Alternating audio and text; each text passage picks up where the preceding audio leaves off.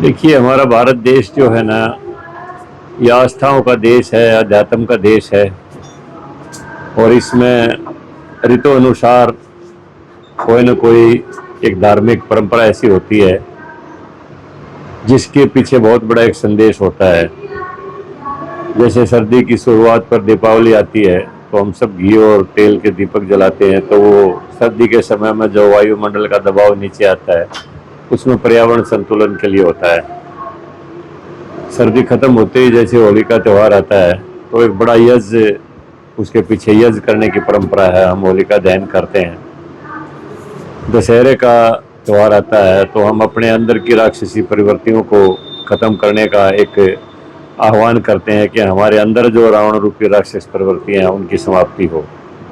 इसी प्रकार ये श्रावण मास में हमारा शिव तत्व की महिमा गाई जाती है। और इसमें खास तौर पर पहले जो परंपरागत रूप में हम मनाते थे तो तेल की मिठाइयाँ घर में बनती थी, क्योंकि जो बारिश का मौसम होता है उसमें कीड़ा और इंसेक्टिसाइड्स और बढ़ने का जो खतरा होता है वो तेल में नहीं होता है।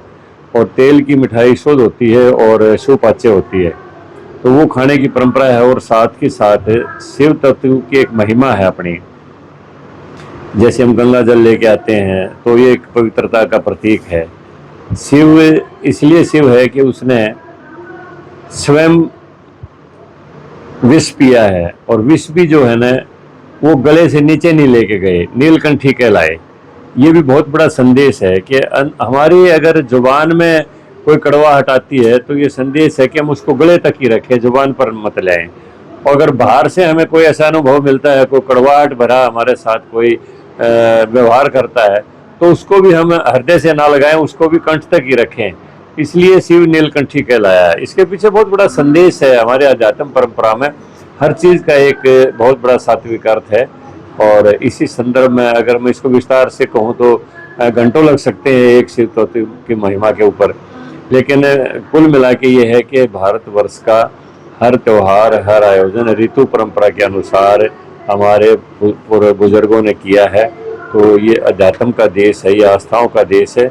इसमें शिव तत्व की महिमा गाई जाती है कि हम अपने अंदर के शिव को जगाएं, सत्य को ग्रहण करें और सात्विकता को ग्रहण करें। यही शिव का एक पूजा का एक सही संदेश है। तो आज हमारे धर्म परंपराओं का तो चलता ही रहता है। अपने प्रवीण गोयल जी, अपने वीरेंद्र जैन जी और ये सारे साथी, इनके जो आज इस वाले का जिनका भी ये मैनेजमेंट करते हैं, सारा साल ही कोई न कोई कथा का आयोजन करते रहते हैं, मेरे परम मित्र हैं।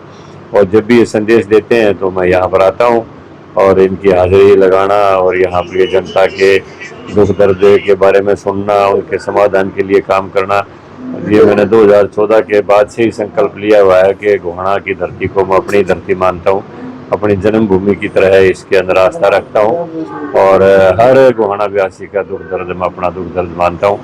तो जब भी मेरे पास संदेश जाता है मैं यहाँ पर आता हूँ और उसी संदर्भ में आज यहाँ पर आया हूँ। जब सावन का आपने जिक्र किया, अभी देख रहे हैं कि जगह जगह पर जो घेवर है वो बनता है, कहीं ना कहीं कह सकते हैं कि यहाँ पर क्वालिटी के लिए कह सकते हैं कि लोगों के स्वास्थ्य के साथ खिलवाड़ किया जा रहा है।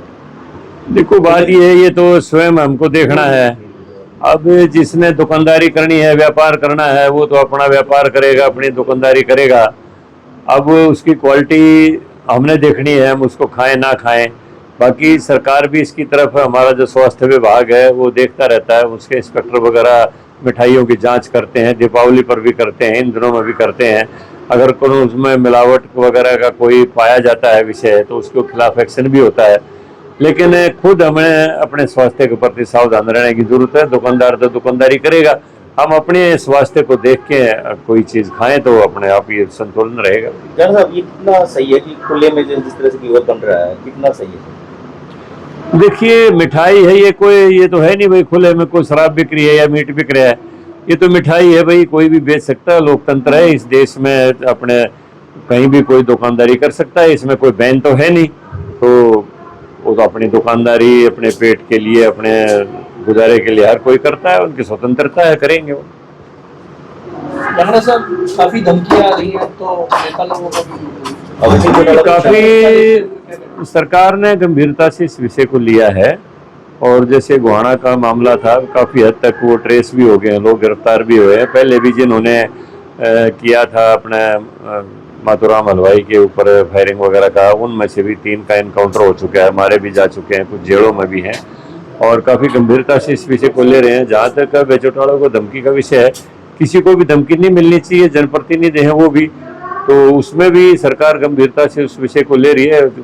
पर्याप्त सिक्योरिटी उनके पास है, अगर और जरूरत पड़ेगी तो और भी सरकार दे देगी, लेकिन इस किस्म की घटनाएं ना हो उसके लिए नायब सिंह सैनी जी, हमारे मुख्यमंत्री जी, पूरी अधिकारियों के बैठक के लिए एयर पुलिस को खुली छूट दे दी है कि कहीं भी अगर उनको लगता है कि ये बैड एलिमेंट है, ये सुधरने वाला नहीं है, तो उसके खिलाफ बगैर सरकार से कोई परमिशन लिए वो अपना एक्शन ले सकते हैं।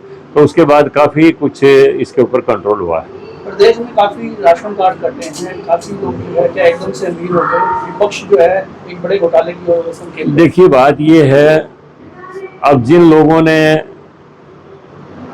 अपात्र होते हुए भी राशन कार्ड बनवा लिए, आप भी उससे अनभिज नहीं है, हम भी अनभिज नहीं है।